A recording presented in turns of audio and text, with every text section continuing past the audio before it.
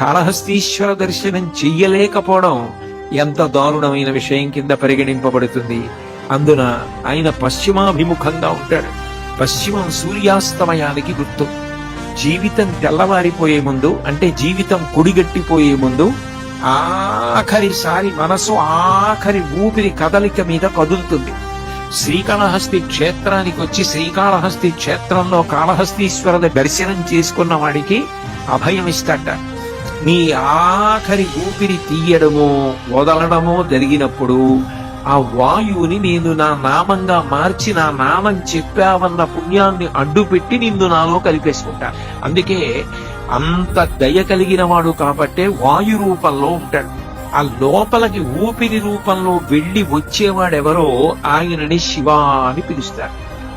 అందుకే వాయువే శివస్వరూపం. ఇక్కడ వాయులింగముగా ఉన్నాడు. అంటే నిజానికి మీ అందరి లోపలికి వెళ్లి బయటికి వచ్చి మీ శరీర పరిపాలన చేస్తున్న వాడను నేనే అని చెప్పడానికి ఆయన వాయులింగముగా